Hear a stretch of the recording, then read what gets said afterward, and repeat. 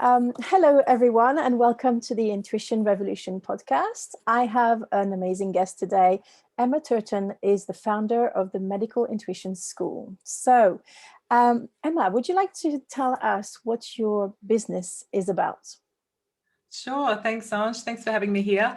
I am a medical intuitive, so that means that I use my intuitive eye to see inside my clients to help them pinpoint the root causes and deeper meanings behind their illness and injury and things that have come up in their life. It's not all about health. Sometimes it's about life, because, you know, those two are intricately linked. And so that's what I do. And I help to guide them to a place of being able to heal from within. I teach them the way to heal from within, depending on what we find within their physical and metaphysical body. So I work very holistically. I merge the soul with the physical, so the metaphysical and physical body in my work. And I also run courses. So I teach people how to be their own medical intuitive, how to heal themselves from within, how to understand and receive intuitive guidance through their physical body so that they can unpack things as they arise. Because, you know, life keeps happening. We keep having injuries, illnesses. Yeah. Oh my goodness, it never ends. And thank goodness, until it does, you know, thank goodness we keep having things reminding us why we're alive. And, you know, so we have these processes to go through, these practices and this framework to be able to use medical intuition as a compass for life and for health as well. And I also teach every year, I teach this beautiful group of health professionals, intuitives, healers, and empaths, whoever is drawn to walk the path of the medical intuitive in the world to become a medical intuition practitioner. I teach this world-class international professional training program to be a medical intuition practitioner like myself. And that's really where a large part of my focus goes now, because I am only one person. I cannot see the whole world, and I have so many people reach out to me every single day.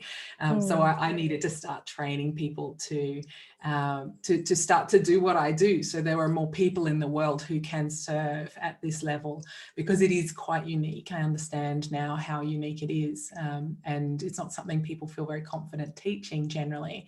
So it's something, and I love teaching it. I love teaching it because we're all intuitive beings. So I really love.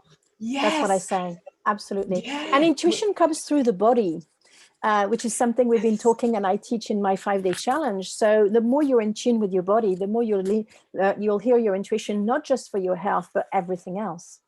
Yes, exactly. Yeah, it's not just about what to eat and how much to exercise and, you know, our physical ailments. It's absolutely about our relationships, our work, our environment, our decisions, our choices, everything to do with our life. That's how we can receive our guidance. The more we are in tune with our body, the more we honor our body and understand the language that it speaks to us with, then we're more able to receive those messages and that guidance. And we've all got a body. It's something we have access to. We all have the ability to receive the guidance that way. I believe that. But we're not taught that, I will say, though, that a vast majority of us are disconnected from our bodies, so we don't actually receive it, or we block it, or we overthink things, or we don't understand what's happening. So your work is so important. Now, I know one thing that I want our listeners to know is that you come from a very scientific background, and this is important for this podcast because I'm interviewing what I call mainstream intuitives, in the sense of people who really were into the logic, the science, the evidence, the facts, rather than what I call the fluffy unicorns, who I love, but they're this is not my ideal audience. I want to talk to, people who are still wondering if they're intuitive, our listeners, who are wondering if it's something like magical that happens to other people. And I used to put psychics on such a pedestal and think that I didn't even think of myself as intuitive. I just wasn't on the cards. The fairy hadn't come into my life to bless me, in my cot with these gifts. Whereas it's completely untrue. We are all intuitive. And this is something that my children have shown me, because I've seen, each one of them, the 4 of them, I've seen how intuitive they were as little children. And so it's kind of lit up something for me, and also all their little friends and kids I saw in the playground and all that sort of thing. I've had a chance, thanks to being a mother, to revisit this myth and this false truth, really. It is false truth. I totally agree with you. It's something that we've all been led to believe, that it's only a select few that have access to, powerful intuitive guidance, not just, our little instinct and gut nudges that we might get along the way. Everyone's got that. Yeah. But we think we leave it at that and go, oh, well, that's just my gut instinct. That's just a coincidence. We just explain this stuff away, but we don't realize that if we start to follow those breadcrumbs, it leads to the most incredible, powerful, life-changing intuition that we can start to be opening up to, which is exactly how we were born. We were born that way. We were born intuitive, and we've slowly squashed it down and, put lids on top of it and put doors in front of it, built walls around it so that we don't stand out from also others that we are not us. called weird. So we're not called weird, bizarre, yeah, strange, freak, all of the things that we could be called. That's exactly Absolutely. right. Especially as a child, it's so important for us to be safe. And so we do these things out of safety. And often we're advised to by family, parents or other family members may also advise us to, not talk about that. Oh, get your feet on the ground, get your head out of the clouds. You've got to stop talking about that. That doesn't exist. That's not real. There's none of those things in your wardrobe or under your bed. We're often told these things over and over as children. I want to share something with you, although this is more about your story. But when my first son was little, he kept on talking about wolves everywhere.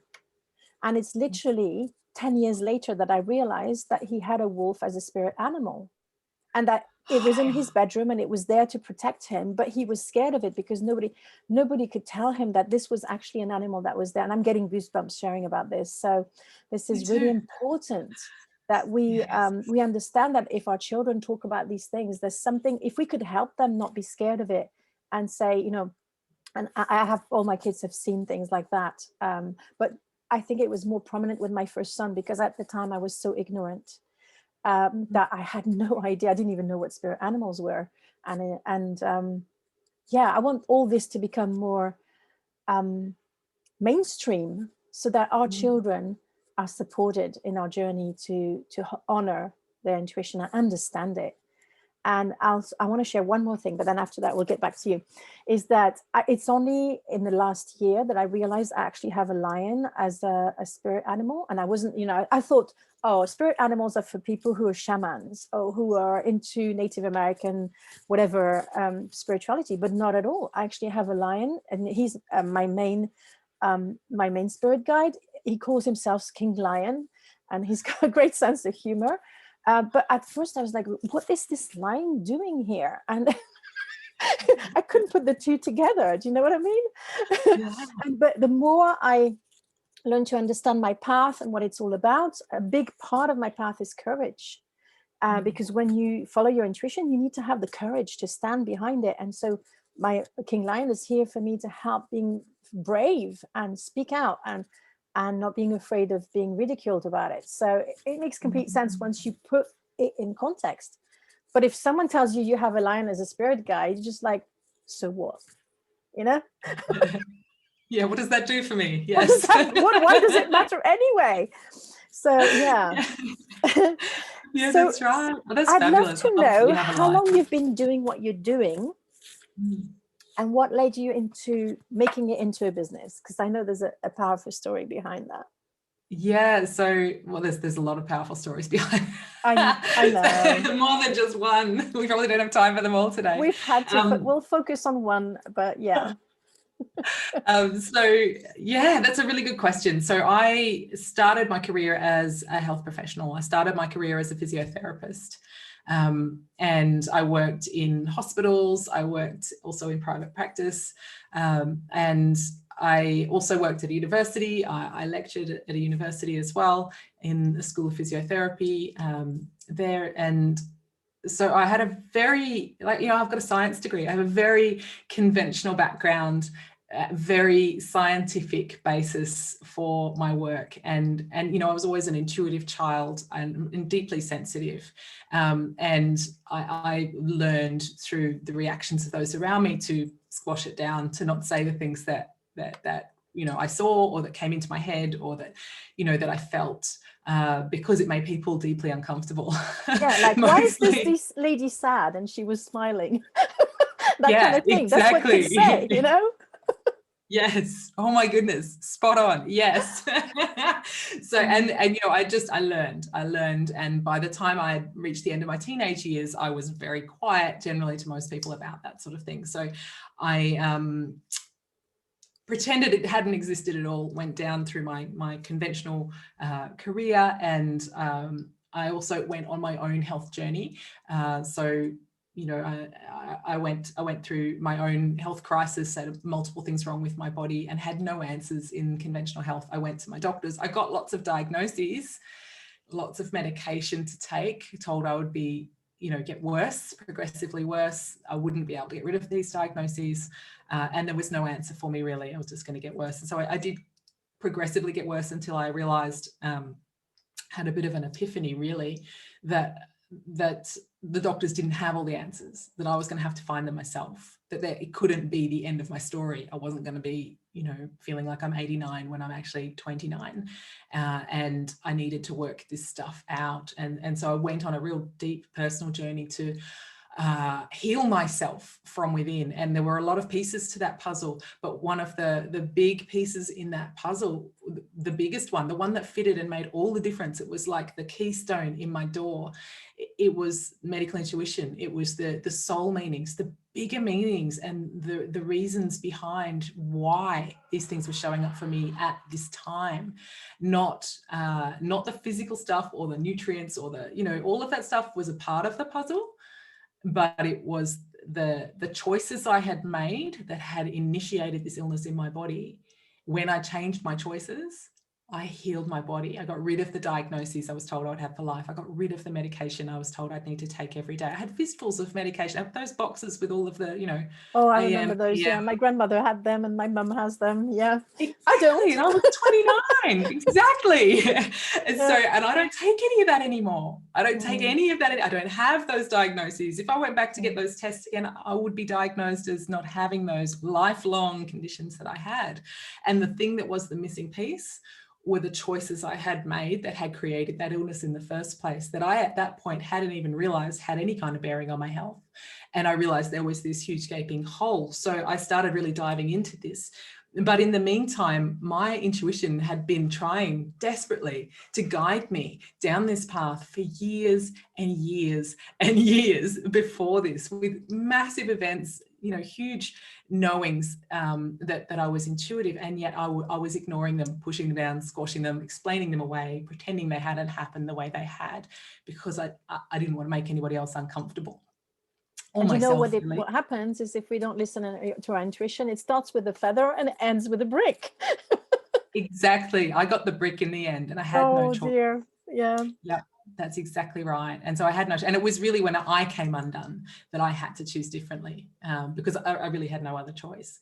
And that's what made the difference. That's what absolutely made the difference. So I'd had a lot of those nudges, and I even still tried at that point to continue pretending I was just a conventional health practitioner. So I started my own business. When I first started my own business, I was a physiotherapist and nutritionist. So had studied nutrition. And so I thought that was really crazy, left field, you know, blending nutrition with physiotherapy or physical therapy. I was like, wow, people are going to think I'm really out there. I thought that was really, I was like, wow, I'm such a revolutionary. And yet when I was working with my clients, I was receiving information I couldn't explain. And I felt I didn't have permission to share that with them. And I really, you know, a lady came to see me about her cholesterol and about some pains she was having in her leg. And I had this deep burning desire to speak with her about her relationship with her ex-husband and her daughter, her adult daughter. And she hadn't mentioned she had an ex-husband and an adult daughter. And I was like, well, how the hell do I know this stuff? I don't understand. And I can't bring it up because she's here to see me as a physiotherapist and nutritionist. I don't really have permission to talk about this. Yeah. And so I dove deep into training in my intuition. I dove deep into doing courses and really developing and honing the skill and getting real mastery over my intuition, because I realized I had this skill, but I didn't know what to do with it or how to communicate it. And so I studied that very much in depth. And so I've been a medical intuitive and a teacher of medical intuition for quite a few years now, actually. So I think and you know what, I love that you mentioned that you have to learn first how to understand, trust, and use, but also there's the whole communication skills around it, the whole almost counseling skills around it. I feel blessed that I've trained in listening skills and that I have a little bit of background in counseling, not really counseling, but because that's something that is not usually part of the curriculum for intuitives, and it should be, because there's an art and there's so much. I mean, I watched your video about the ethics of medical intuition, which I absolutely love. I think it's so important, about boundaries, about having permission to share information. I would never, even on my Facebook lives where I do live readings with my business oracle deck, I still don't pull cards for people if they say hi, but they don't say, I want a card. And I know I irritate the hell out of them, but for me, it's important that I have explicit consent. And that probably comes from my lawyer's background. So you just say hi to me. I don't know if you want me to read for you. So just say it clearly. I want a card. Please give me guidance for my business. Yes, I have your permission. Let's go ahead. Let me tune into your energy. I love that. I absolutely love that, because it's so important, and it's totally skipped over in all the intuitive training that I've done. It was never taught to me. No, never taught to me either. For me, that health professional background, consent, informed consent, and permission, that's so important in the work that we do. And it's no less important in energetic work. If anything, it's more, because what we have access to within another being with our intuition is everything. It's literally everything. And so people can get scared if you are you reading me? No. First of all, I have a life. My life is not boring. I don't need to go out and read people. Actually, that would overwhelm me. So unless we have an agreement, unless you pay me, I am not giving you any information. And it's not because I'm mean or anything. It's because things need to be clear. Very, very clear. Right? They do. Otherwise, we both suffer. Otherwise, the reader and the readee both suffer as a consequence. And it's only in the very, very handful of cases where my intuition told me that it was okay to share that I have. But it's like I kept on asking, are you sure? Are you sure? Are you sure? Yeah. And because of that, I'm incredibly choosy about who I'm willing to do any kind of intuitive work with. You're one person that I would absolutely, that I do work with, that have worked with, and would definitely work with in the future, because you honor energetic boundaries in the same way that I do. And so that means that I can put my energy safely in your hands. And that's very important to me, because I have had my whole, physical, metaphysical being very badly mishandled by others in the past. Because they didn't understand energetic boundaries, and that's not necessarily done maliciously. Again, people are not taught these things when they open up to this. Yeah, that's right. And so just like you wouldn't go to a complete stranger and ask them, what kind of underwear do you wear? But for some reason, energetically or intuitively, it's okay. No. It's not okay. it's no less. It's no more okay than anything else. The same thing, Yes. Yeah, that's exactly right. Only it could be more deeply personal than the underwear, which is that's the thing. I know what you mean. Yeah.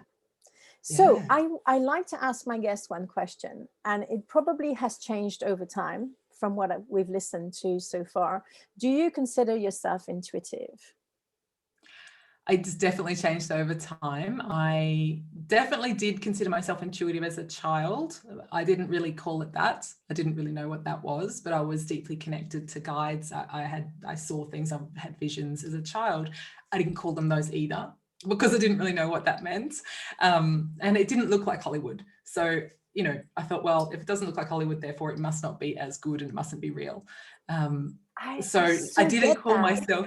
Hollywood has a lot to answer for, really, when it comes to, or psychic and mediums who write books and make it look a certain way, so we think, oh, they're special ones, what I do is nothing. Yeah, that's the only way. That's exactly right. And that's not the only way. We all receive our intuition quite uniquely and quite differently. And so, you know, anyone that tells you you don't see things the way I see them, therefore you are not intuitive, it doesn't understand how intuition works for anyone other than themselves. So because it is such a deeply personal experience, everyone doesn't receive in the same way. And so I did start to realize that, you know, life really forced me to see that I was intuitive. I had various events, you know, I mentioned to you previously about my my first husband. We will come to this in a moment, yeah, because this is such, this is the, and I'm sorry to say it this way, but this is the, when you shared your story on your page about this, I was like, I have to have Emma on the Intuitive Revolution podcast, whereas before you were almost too intuitive, if you know what I mean. You were already too mature, so to speak, as a guest compared to in the intuition, you know, on your journey, because I want to showcase women who don't even think they're intuitive, but they are. But your story is so powerful that I think it has a place within this podcast, and I want you to share it. So tell us about that story. Tell us about what happened. So I was 21, it was 21 years ago. So I was, what am I now? I've just turned 44. So I was 23 years old. Wow, I haven't told anybody I've just turned 44 until just now. That is a magical number as well, you know? It's a magical number. I love the double fours. Yes, it's perfect. I turned 55 last year and I was like, yeah. Yay! It's so cool, isn't it? When you get the magic numbers, it's an extra bonus on your birthday. And so, yeah, I was 23 and I just got engaged to the man who would become my first husband. I just got engaged on the Isle of Skye. We were living in Scotland at the time, so over your way of end of the world, not mine. And so we'd come back to Australia, and we were living here at that point. And I had this feeling. I suddenly started to be really drawn to a specific part of his body, and I just had this knowing, and I knew that he had cancer, and I couldn't explain it. And we had no Google, you know. It was 21 years ago. There was no Google. Can you imagine a world without Google now? I know. I don't want to go back to that. I know. I don't think anyone would know how to do anything. Although we'd have intuition, so. That's true. But we wouldn't know who to ask if we needed to find something out. So we've forgotten what encyclopedias are. So I had no Dr. Google, so I didn't have any things filling my head of what I thought things might be. I didn't go into fear around what I sensed in this part of his body. And I just knew that in this part of his body there was a tumor, and that it was cancer, and that he needed to have it operated on or he wouldn't survive. And I became very insistent. So did you speak the word cancer, or did you just say, I'd like you to have this checked? Please go and have something checked with your doctor. You know, like, because that's part of the intuition bit that's tricky. It is tricky. And I think at the time, I was trying to soften it for him. I said, I think you need to go and have it checked. It's something to worry about. I think you're going to need to go to the doctor and have this seen too. I do remember saying, I think it might be cancer. It might be something else, but I think it might be cancer. I knew it was cancer. I knew. And even though all these other options, you know, were being thrown around, I knew. And how did he take it? Oh, he was very arrogant. I'm the picture of health, he said to me. I'm fine. I don't know what you're talking about. You're just imagining things again. Okay, well, that's what people with intuition get. So it's good. It's a good example for our listeners. Yeah. Oh yeah. And I'd had a lot of that. So I'm like, oh, well, I'm probably just catastrophizing, probably overthinking things. I hadn't really been thinking, so I don't know why. Don't be so irrational. Yeah, don't be so emotional. Exactly. Yes, exactly. And so I nagged him because, you know, well, because what else can you do? And it was more important for you that he lived rather than you sounding like an idiot. Yeah. It was. And I said to him every day, have you called the doctor? All credit to you. Thank you. And at the time he got very frustrated with me and quite angry with me at time too. I said, have you called the doctor? have you made the appointment? Do you need me to call the doctor for you? You need to go to the doctor every day for 2 weeks. And eventually he called the doctor to shut me up. That's essentially what he said. He said, I'm so sick of you saying this. I'm calling the doctor because he's going to prove you wrong. I was like, okay, fine, as long as you go. Anything to get him there. Yeah, I got him there to prove me wrong. It was great. And so the doctor, examined him, and then, okay, we'll just do a scan just to make sure, everything was probably fine. It's probably nothing to worry about. We haven't really checked, we'll do a scan and just see. Did a scan. There was something on the scan. Said the doctor, it's probably nothing to worry about. Probably just a twisted vessel, or, there'll be something else. But, I'll send you to the specialist just to make sure. And so I went with him to the specialist, and, very highly qualified medical specialist. And so he looked at the scan, went, it's probably nothing to be too concerned about. We'll just do a few more tests just to make sure, rule out everything else, and just, see what's going on. But I wouldn't worry. Did lots more tests, did, more blood tests, did more scans, did biopsies, did all of that sort of stuff. And sure enough, he got a diagnosis. It was cancer, and it needed to be immediately operated on. And they did body-altering, life-altering surgery on him, and then he went straight into radiotherapy straight after that, and he did weeks and weeks of radiotherapy. The thing that was, and I was gutted. I didn't want to be right. Oh, no, I so get you. It's the kind of thing, I totally get it. Yeah, I would have been perfectly happy to have been proven wrong. I wasn't at all arrogant or confident in what I'd seen and what I felt, and I didn't have real fear around it at that point before we knew either, because it was just a knowing. It was just a knowing and a real insistence from inside me that he had to get to the doctor and he had to have it tested, because and I love that you're mentioning this, because I think our listeners need to know that intuition doesn't make you scared. That's how you distinguish between maybe a fear that something that you might have cancer and a knowing that you might have cancer. It's completely different. You don't tip into fear. Your mind might try to drag you into it, but the feeling that you get from the intuition is actually calm, and isn't it? And it's so peaceful. I'm trying to find the other word for it. Yeah, go ahead. Yeah, sorry. It's so peaceful. Yeah, that's absolutely right. Intuition feels really, really calm and really contained and peaceful. It feels quite nice. It feels quite good when you receive intuitive guidance, even if it is something that would otherwise be big and scary.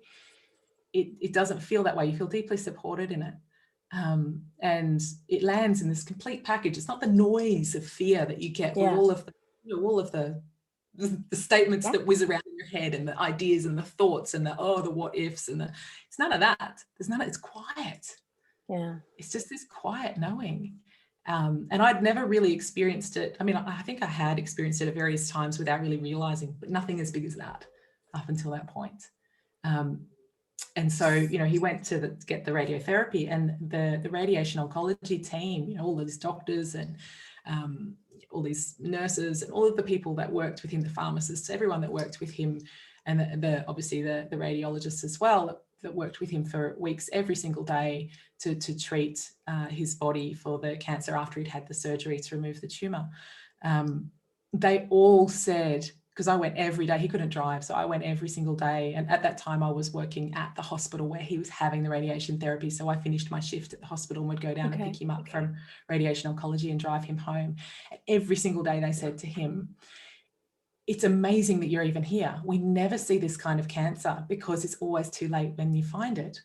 It's amazing. You are so lucky. You are one lucky man. Go and buy a lotto ticket. Go and buy the lottery ticket, because you are going to win, because this is just amazing. Every day. So he was lucky because of you, but they thought it was chance. Chance. Exactly. Total coincidence that he just happened to have gone in with his nagging fiancé to go. Did he give you credit?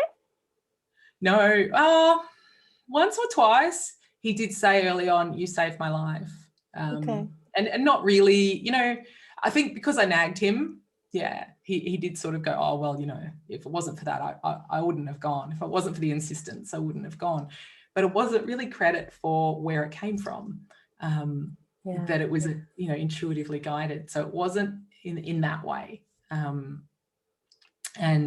it was such a fascinating thing, because they That's the sort of tuner you don't find. You don't find it. It's not visible. It's not, you can't see it. You can't really feel it. You don't know it's there until it's already throughout your whole body.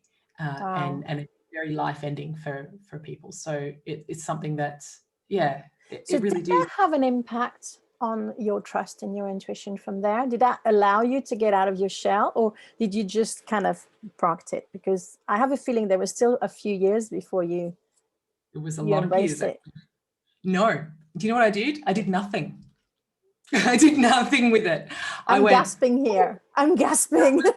Yeah, I did. That was weird. Okay. Oh my God, I was right. What does that mean? I'm never going to tell anybody because that's just too weird. I'm just going to say I had a feeling. He can just say he got a checkup. I don't know what to do with this. How is this even possible? I don't understand. And you were left out in the cold that because person. you had no one to talk to about, did you? No one to talk to. And I'd never heard of a medical intuitive at that point. You know, books hadn't really been written and people hadn't really come out about. You know what medical. I'm saying here? Yeah, I'm going to write my Anyway, book. yeah, you need to write that book. I do. Well, I've written parts of it. I've just got to finish it and get it out there. So it has, in a way, helped your business, if not right away, because I'm sure it stayed at the back and maybe there was another instance that layered on top until you finally had the courage, right? Yes, that's exactly right. And it really, you know, it took, because that was intuition about somebody else. And I couldn't even comprehend how it was even possible to have that kind of knowledge and then act on it and it be true. You know, we always, you know, you might get the parking spot you go for, or you think of the person and they phone you, and, you know, or you think of the song and it's suddenly on 3 stations on the radio at once. Yeah, we have those things. We have that, or you might know what someone's about to say before they've said it and you couldn't possibly. We all have these things, but we explain them away as a coincidence. Absolutely. You can't explain that away as a coincidence when you've seen cancer in your fiance and you're right and you saved his life. How did I explain that away? But I did. I totally did, because it scared the living crap out of me. And so I didn't follow that as I just knuckled down. Of course, we got married. We're just really grateful that we weren't planning a funeral, that we were planning a wedding instead. We rushed everything. Marriage, kids, whole lot, got through everything because we just really weren't sure what was going to happen. And you know, that's a whole other story. But it's a really fascinating thing that something that big can happen and yet we can pull back. You still discard it. Yeah. Still discard it, still try and explain it away as a coincidence, and then never speak of it again. And to be honest, that post you saw on Facebook is the first time I've publicly spoken about it. And I just knew I had to ask you about it here. So this is the first time here. I've ever spoken about it in an interview ever. Wow. So and it's an important one. Look at the message look the blessing you're giving to the audience today, who might have had an experience like that, no one to talk to, and who are literally pushing it down because it's too scary. Yes, it's too scary. Can I add something? Is that in my 5-day challenge, in my Trust Your Intuition challenge, I teach people how to set an intent for their intuition so that they only get intuition that is uplifting, useful, and inspiring. And so in a way, that yours definitely was, because it managed to prevent something. It saved someone's lives. So it is inspiring in a way, even though it could be considered negative. But there's a lot of people when they become intuitive who get random stuff that they can't do anything about and feel cursed about it. My grandmother was like that. And that's why it's so important for me to teach my students to tune in and put some boundaries around their intuition so they get something useful, inspiring, and uplifting. I love that. And I agree. We can get some information that's either not helpful for us because we can't share it with people, or that we don't know how to do anything about, or that could be just scary and we don't know what to do with it. But my experience has always been that I've been deeply supported, and that's always been my belief. Excuse me. It's always been my belief that I'm deeply supported by the universe and I'm deeply supported by my intuitive guidance. And I think when we hold firm to that law of universal support, I think that really helps us too, because we are always supported. The universe is always supporting us, and our body is always supporting us too. It helps us in our health. Whereas sometimes we can fight it because we see our bodies as creating this illness that's punishing us, when really it's more a sign and the language that it speaks, because we haven't been listening to it. Yes, that's exactly right. And it can often feel like the opposite of support. It really can. I would totally agree with you. When after I had my accident, I was like so aggravated and in so much pain that it felt like punishment. It didn't feel like it was anything supporting me at all. And nobody teaches you to see it that way either. So that's why I think your work is so important.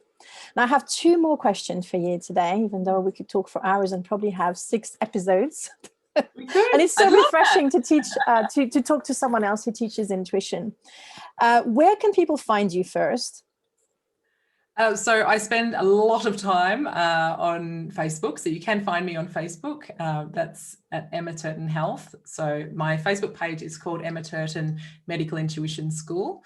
But my handle is Emma Turton Health. Okay. And so you can follow me there. You can also follow me on Instagram with the same handle. But I also have websites. So medicalintuitionschool.com is my school website, where you can come and check out the training that's on offer, and you can see what we have there to help you learn either to heal from within, to work on your own stuff, or to learn to support others to heal as a medical intuition practitioner. And I also have emmaturton.com.au. People can find me there as well. Okay, and they'll soon be able to find your book as well, because yes, that's right. That's exactly right. Holding you accountable for this. Your solo book. Your solo book. My solo book. So I do have 2 other books. I'm going to show them because I can. So I do have 2. These are multi-author books that I'm honoured to have been a contributor to. So it's Trailblazers and Awakening, and these are both available on Amazon.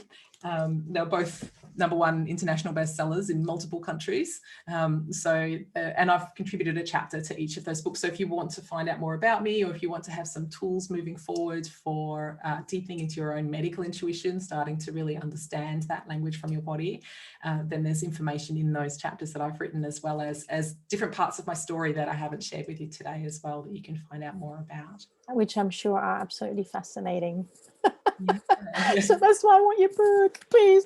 Anyway, my last question is, what would you say to someone who's afraid to use their intuition in business? Oh, you're just blocking yourself from so much potential. So we often hold ourselves back from fear, whether it's from our intuition or from other opportunities that come up. But we don't have God's sight. We don't have the ability to see how amazing our potential could be. And when we allow ourselves to follow our intuitive guidance in business in particular, and I love being intuitively guided in my business.